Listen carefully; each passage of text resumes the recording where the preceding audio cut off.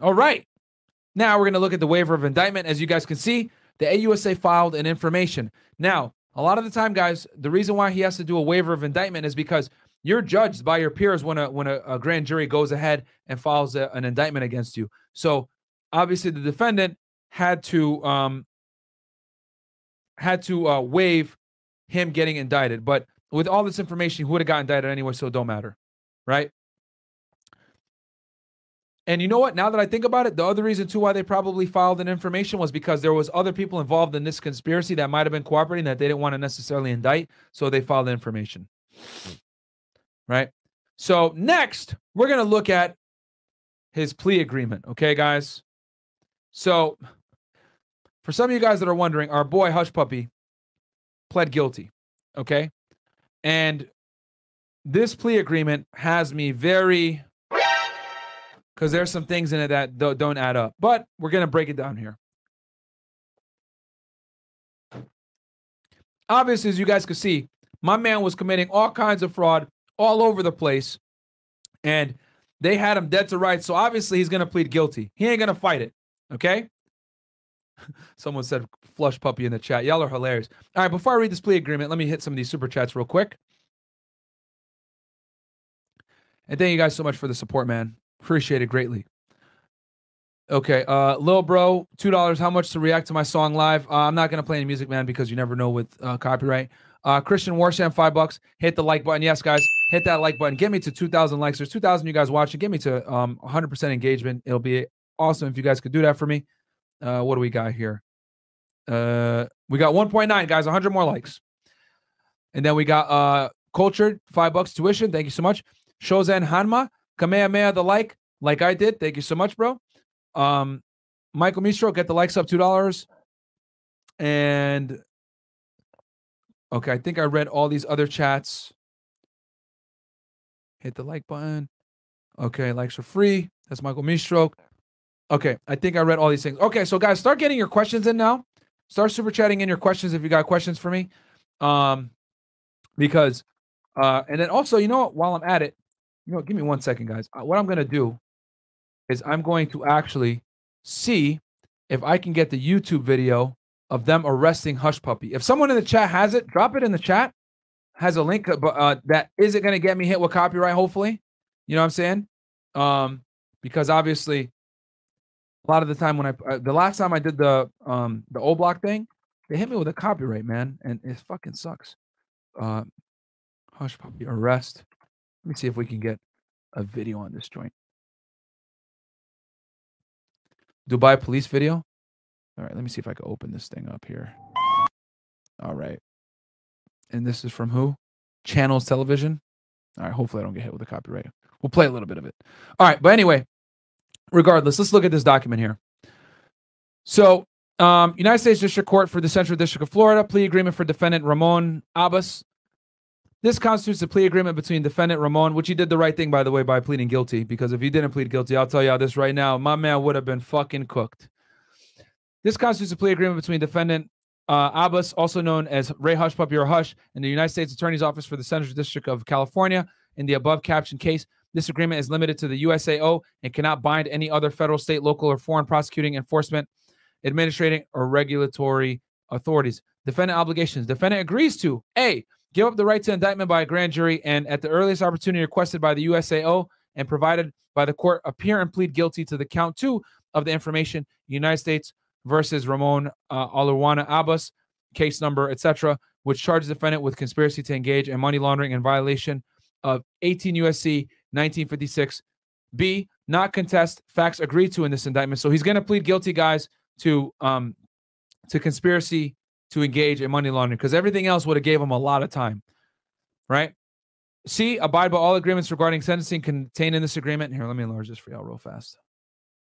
Got you guys. E, agree that all court appearances, including his change of plea hearing and sentence hearing, may proceed by video teleconference, VTC, or telephone if VTC is not reasonably available. Remember, guys, this happened during the pandemic times. As long as such appearances are authorized by order of the chief judge or another order, rule, or statute. Defendant understands that under the United States Constitution, United States Code, and the Federal Rules of Criminal Procedure, including Rules 11, 32, and 43, he may have the right to be physically present at these hearings. Defendant understands that right and, after consulting with counsel, voluntarily agrees to waive it and to proceed remotely. Defense counsel also joins in this consent, agreement, and waiver. Specifically, this agreement includes, but is not limited to, the following. Defendant consents under Section 15002B of the CARES Act to proceed with his change of plea hearing by VTC or telephone if VTC is not reasonably available. 2. Defendant consents under Section 1502 of the CARES Act to proceed with the sentencing hearing by VTC or telephone. 3. Defendant consents under 18 U.S.C. 3148 and Section 1502B of the CARES Act to proceed with any hearing regarding alleged violations of the conditions of pretrial release by VTC or telephone, appear for all court appearances, surrender as ordered for service of sentence, obey all conditions of any bond, and obey any ongoing court order in this matter. F. Not commit any crime. However, offenses that would be excluded for sentencing purposes under United States sentencing guidelines are not within the scope of this agreement. Be truthful at all times with the United States Probation and Pretrial Services Office of the Court. And then H, pay applicable special assessment at or before the time of sentencing unless defendant has demonstrated a lack of ability to pay such assessment. Now, you guys see what I see? Chat, what do y'all think is going on here? Well, wait, like the video. What do y'all think is going on here, guys?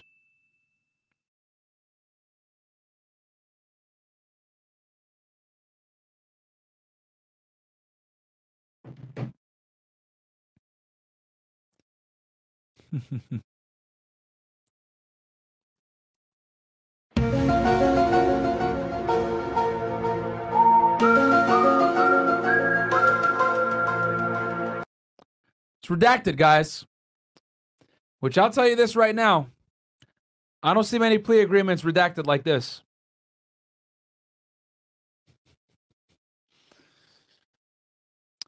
Because if you guys remember, Hushpuppi's plea agreement was not redacted whatsoever when we read that one.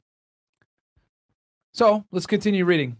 The USAO's obligations. This is the United States Attorney's Office obligations. The USAO agrees to not contest facts agreed to in this agreement. Abide by all agreements regarding sentencing contained in this agreement. At the time of sentencing, moved to dismiss the remaining counts of the information United States versus Ramon Abbas as against a defendant.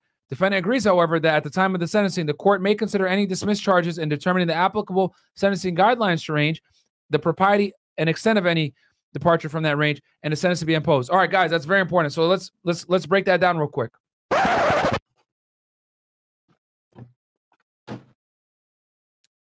So he's only pleading guilty right now, guys, to this charge right here. Count 2, conspiracy to engage in money laundering. Okay. However, and they're going to dismiss all these other charges, because I'll tell you guys this: all these other charges would have had our boy in jail for like 20 years plus. But he's only pleading guilty to this. But the court can still look at all these other charges and choose to give him more time. Okay? So that's what they're saying. After defendant enters a plea of guilty to count 2 of the information, United States in this case, as defendant agrees, however, that at the time of the sentencing, the court may consider any dismissed charges in determining the applicable sentencing guidelines, which we just talked about. Yeah, they're repeating themselves here. So E, at the time of sentencing, provided that the defendant demonstrates an acceptance of responsibility for the offense up to and including the time of sentencing, recommend a 2-level reduction in the applicable sentences guidelines offense level. So he's going to get less time, guys, pursuant to the section, and recommend that, if necessary, move for an additional 1-level reduction if available under that selection. So he's getting a good amount of time off, guys.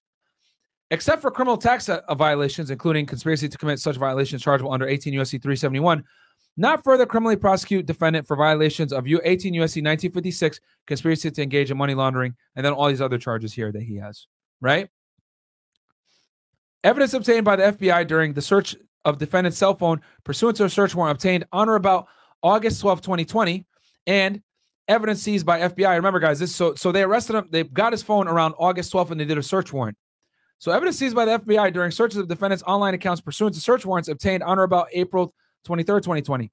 Defendant understands. So they have more evidence against him, guys. Okay?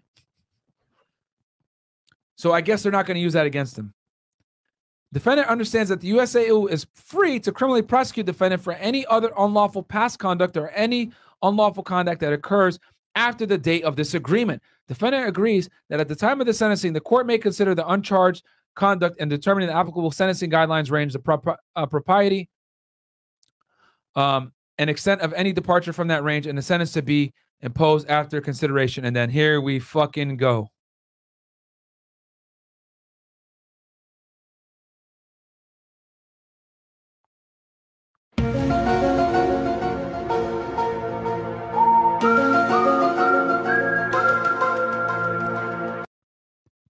Redacted pages all over the place.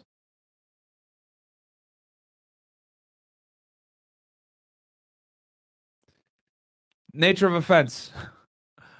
And then let's see here. Hold on. We're on page. Let's see how long this bad boy is. Yeah, there's more redacted pages. More redacted pages. Yeah. All right. I think we're at, where are we at here? Sentencing factors. All right, guys, give me 1 second. I'm just getting us back to where we were. As you guys can see, this plea agreement has a lot of redacted stuff. And I'll give you guys my final assessment of why I think so. All right, defendant understands that for the defendant to be guilty of the crime charged in count 2 of the information, that is conspiracy to engage in money laundering in violation of 18 U.S.C. 1958, the following must be true. There was an agreement between 2 or more persons to conduct a financial transaction involving property that represented the proceeds of a wire fraud in violation of Title 18 U.S.C. 1343, where defendant knew that the property represented the proceeds of some form of unlawful activity, and defendant knew that the transaction was designed in whole or in part to conceal or disguise the nature, location, source, ownership, or control of the proceeds, to transport, transmit, or transfer, or attempt to transport, transmit, or transfer from a place in the United States to or through a place outside the United States a monetary instrument or funds, which defendant knew represented the proceeds of some unlawful activity, and defendant knew that the transaction was designed in whole or in part to conceal or disguise the nature, location, source, ownership, or control of the proceeds of wire fraud in violation of Section 18 U.S.C. 1343. Man. And then this is more of the violation. Now we're going to go into penalties and restitution. Defendant understands that the statutory maximum sentence that the court can impose for the violation of 18 U.S.C.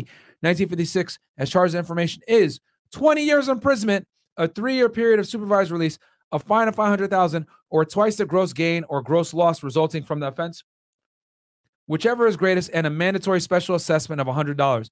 So my man was looking at 20 years for just this, guys. Could you imagine with all the wire fraud and the international money laundering and the aiding and abetting? He would have been done. Defendant understands that the defendant will be required to pay full restitution to the victims of the offense to which defendant is pleading guilty. Defendant agrees that in return for the USAO's compliance with the obligation of this agreement, the court may order restitution to persons other than the victims of the offenses to which the defendant is pleading guilty, and in amounts greater than those alleged in the amounts to which defendant is pleading guilty. In particular, defendant agrees that the court may order restitution to any victim of any of the following, or for any losses suffered by the victim as a result. Any relevant conduct is defined in USSG in connection with the offense to which defendant is pleading guilty, and B, any counts dismissed and charges not prosecuted pursuant to this agreement, as well as all relevant conduct as defined in USGG in connection with these counts and charges. So as you guys can see, it's just very broadly written to like let the guy know, like, yo, you're gonna have to pay restitution, right? And then let's see here. So here's the factual basis.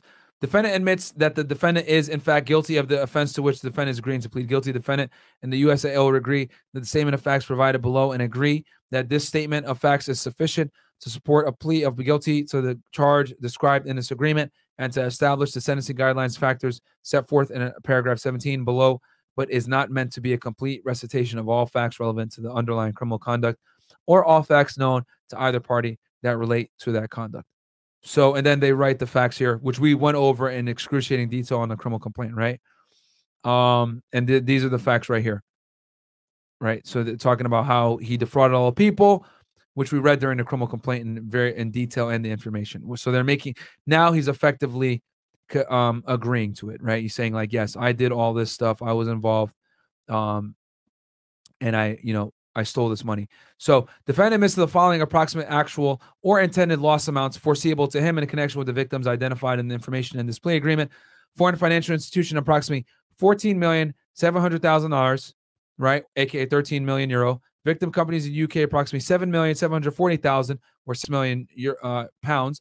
Victim law firm, 922,000. Victim business person and Qatari victim company, $809,983. Sorry, $809,983.58. So he basically is pleading to being involved in all this stuff. So we're looking at a grand total of goddamn 20 million plus. Yeah, goddamn. Like, yeah, my man was stealing all kinds of money.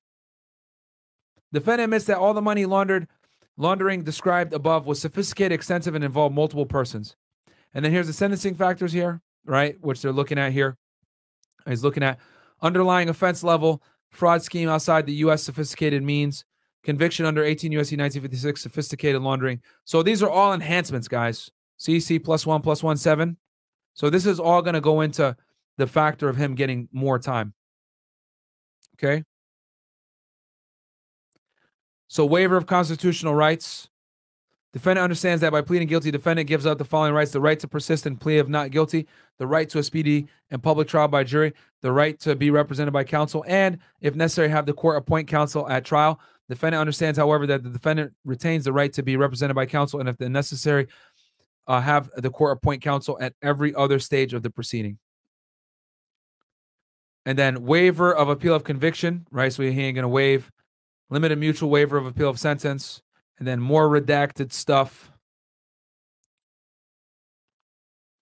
Yeah. And you guys get the picture.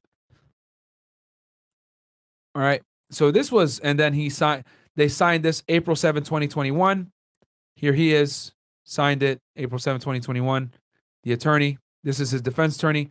And then that's Jill, who, as you guys know, he was the AUSA that was helped with the criminal complaint and the information. So, yeah, he pled guilty, guys. And then certification of defendant. I understand, read, and comprehend English, and I have read this agreement in its entirety. So, since our boy doesn't speak, since our boy is a foreigner, that's to make sure he speaks English. So this is what this is about. Okay. And yeah, so this was a certification of defendant. I understand and comprehend English, etc. So that's what it's about. Make sure that he understands what's going on here. And that's it, guys. So yeah, so he's gonna get sentenced, guys, in July of this year. He's gonna get sentenced.